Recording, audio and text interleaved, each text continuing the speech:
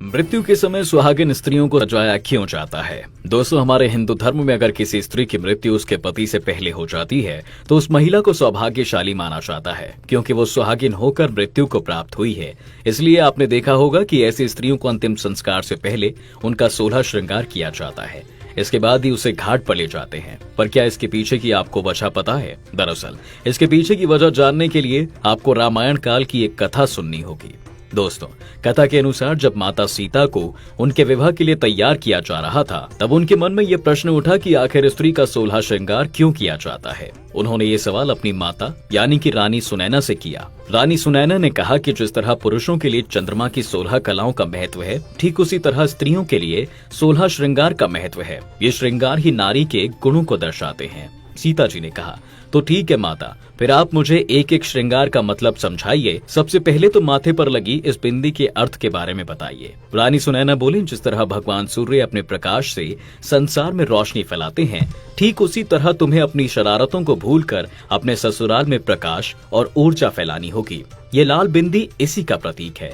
सीता जी ये सुनकर बहुत खुश हुई। उन्होंने पूछा, माँ, आंखों में काजल क्यों लगाते हैं और ये नाक में नथ पहनने का क्या मतलब होता है? सुनैना जी ने कहा, आंखों में काजल लगाने का मतलब है कि अब से तुम्हें आंखों में शर्म और शीतलता को धारण करना होगा। बड़े बुजुर्गों के सामने हमेशा अपनी आंखें नीचे करके बात करनी होगी।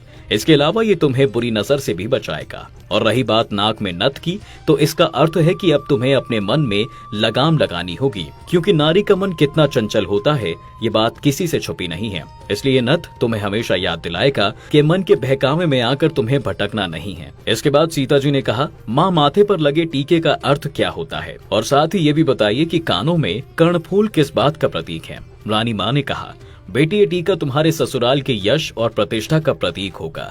अब से तुम्हें ऐसे काम करने से बचना होगा जिससे तुम्हारी प्रतिष्ठा को नुकसान पहुंचे, क्योंकि अब तुमसे एक नहीं बल्कि 2 घरों की प्रतिष्ठा जुड़ी है।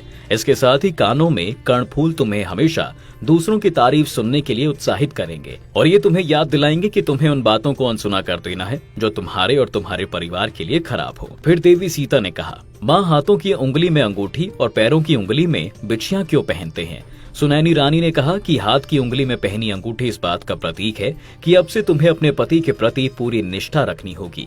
साथ ही तुम्हारे पति प्रेम को भी दर्शाएगी। और पैरों में पहनी जाने वाली बिछिया तुम्हें इस बात को याद दिलाती रहेगी कि तुम्हें छल कपट से दूर रहना है। सीता जी ने पूछा, तो पैरों में पायल का क्या मतलब होता है और हाथों के कड़े क्या कहते हैं? माँ बोली, पैरों की पायल घर की समृद्धि की निशानी होती है। इससे घर का सौभाग्य जुड़ा होता है। पायल के घुंघरुओं की आवाज से तुम्हारे घर की समृद्धि में बढ़ोतरी होगी। और हाथों के कड़े तुम्हें हमेशा ये याद दिलाएंगे कि तुम्हें कड़वे वचन नहीं बोलने हैं। तुम्हें ऐसी कोई बात नहीं करनी है